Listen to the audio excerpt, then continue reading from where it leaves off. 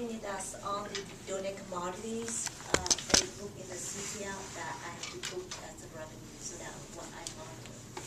Oh, yes, she does a lot of monitoring of CTL.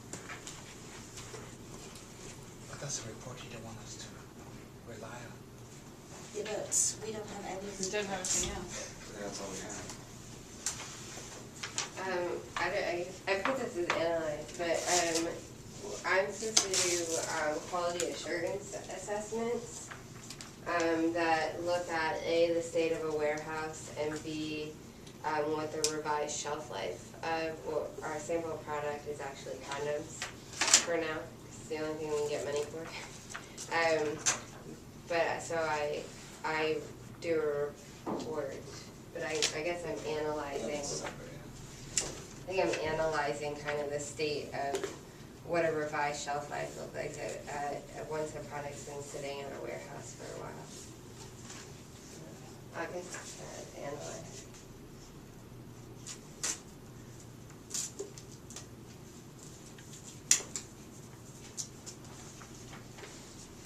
I'll add one in the monitoring part.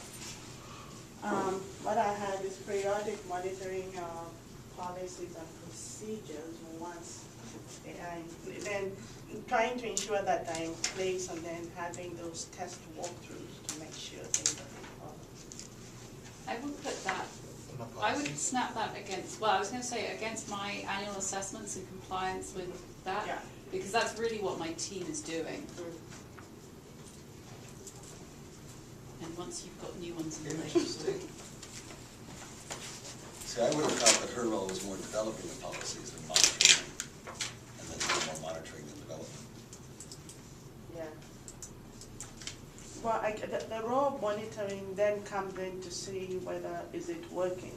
Does something need to be tweaked? Because it's only when you go through that and say, oh, do we need to change things? And as program changes, may have to revise. So it's that constant upgrading, revising. But I think that's like an evaluation of effectiveness rather than monitoring compliance. Well, no, it's kind of, it's taking, I see what you're saying, because you're sort of saying you need to look at what my team comes up with to see what are the issues, and is it that our policy doesn't capture some of the guidance? Like, then we may go in and find all these issues because there's no guidance on it. And it may be an accounting issue, it could be operational, but maybe we keep finding a problem in an area and there isn't any clear guidance. That would be something that you need to monitor to make sure that you update. You update. Or changes in our product line or something that you need to make sure you've captured that in the policies. Okay, I see the Wouldn't we have another one also under policy and procedures then? I mean, there would be like a green one there, and then there would probably also be a blue one there, I'm assuming, under policy and procedures. Well, then we're That not will be there all. We're not there yet, Liz. There will be. That's something ahead. Patience. We'll be there soon. We don't have much under. Anyone have anything else to analyze? Under analyze, no. I have something, but it may be more support. I'll run it by you guys. Analyze support tickets, transactions, or inventory ledger, because we do a lot of on-site visits, which typically in 2 countries per year. And so it can be kind of weird where we're actually looking at all of their paperwork, and when we're on site, we look at all of their documentation to make sure it matches the inventory ledger, so that we can help them say, okay, this is how you tie up your processes to what the system processes are. But I don't know if that's more support or if that's under. Sounds like analyze to me. Are analyzed. Okay. Sounds to me like analyze. What? I think there's a lot of overlap between monitor and analyze, because in doing your monitoring, you're analyzing the information that you have. That's why I put mine and couldn't separate. Yeah. Well, of all of these categories, analyze is the one that confused me most. Everything I thought of for analyze could have gone under somewhere else. You do a lot of that. And since I just made them up, that's fine. But I do the analysis in order to accomplish another task. Yeah, but your My output is not the analysis is a tool.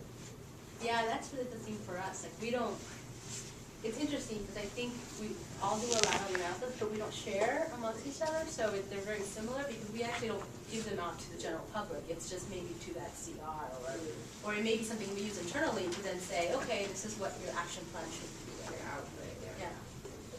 But maybe, for instance, maybe there's a way to use the reports that Lawson runs, kind of the same way that I use the OFOG team's reports. So it's kind of my step one to create my output.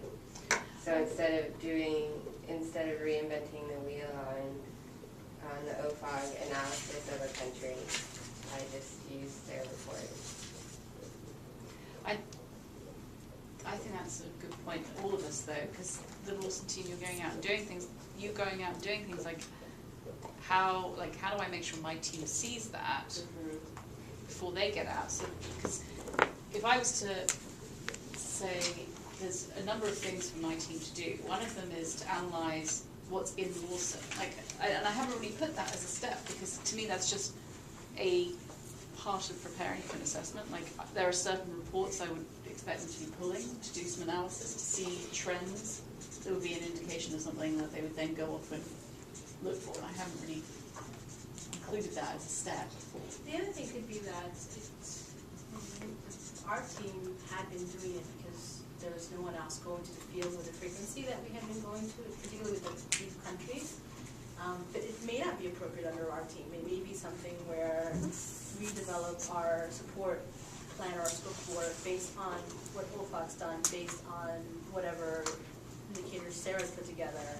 And, then we can provide back any feedback, but. See, I think there's a skill that you have, which is your knowledge of Lawson.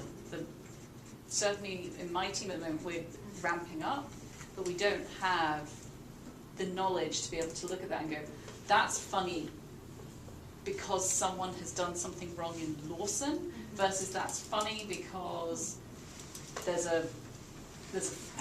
something that I would look at the data, my team would look at the data and be able to say, that doesn't look right. I need to go and do the analysis to figure out, or the audit step to figure out what it is. Whereas you might be able to look at it and go, that doesn't look right, and because this account is a Lawson system generated account that blah, blah, blah, blah, and my team's getting there, but they're not quite there. I think that's where we kind of come up, there is like a definite problem. I don't know, it's not a problem, but sometimes like we are the only ones who can see those problems. Yes. But I don't always feel like, in a support perspective, like we're kind of always responding to tickets and that, but who is doing the monitoring? I feel like that is a gap sometimes. Like we could be a good resource to do that, but that's really not something we do. Instead, inadvertently, we come across it sometimes. Yeah. But you're not supposed to be doing it. Right, like we are certainly not proactively monitoring, looking for mistakes. So I wonder if there is sometimes like